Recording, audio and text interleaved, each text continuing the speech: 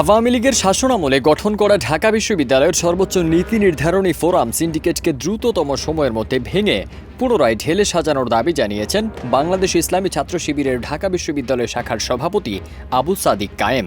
নইলে রাজপথে এর ফয়সালা হবে বলেও হুঁশিয়ারি দেন তিনি। গত ১৩ নভেম্বর রাতে নিজের ভেরিফাইড ফেসবুক আইডিতে দেওয়া এক পোস্টে তিনি এ মন্তব্য করেন। ঢাবি শিবির সভাপতি বলেন, আওয়ামী মদতপুষ্ট ঢাকা বিশ্ববিদ্যালয়ের সিন্ডিকেট এখনও ভাঙা হয়নি। শহীদদের রক্তের উপর কিভাবে নিজাম ভূঁইয়ারা সিন্ডিকেট সভা করতে পারে? আমাদের ২৪-এর বিপ্লবের প্রতি এক প্রকার কৌতুকের নামান্তর। সিন্ডিকেট ভাঙার ব্যাপারে প্রশাসন কার্যকর ভূমিকা রাখেনি উল্লেখ করে তিনি বলেন, আমরা ইতোমধ্যেই প্রশাসনের সঙ্গে ছাত্র সংগঠনের মিটিংয়ে সিন্ডিকেট ভেঙে দেওয়ার দাবি তুলেছি। তাছাড়া বিশ্ববিদ্যালয়ের ৬৩ দফা সংস্কার প্রস্তাবনায়ও ছাত্র শিবির আওয়ামী চাটুকারদের সিন্ডিকেট ভেঙে দেওয়ার কথা উল্লেখ করেছে। বিশ্ববিদ্যালয়ের ভিসি, প্রভিসি এবং প্রক্টর মহোদয় এখন পর্যন্ত কার্যকর কোনো সিদ্ধান্ত গ্রহণ করেনি।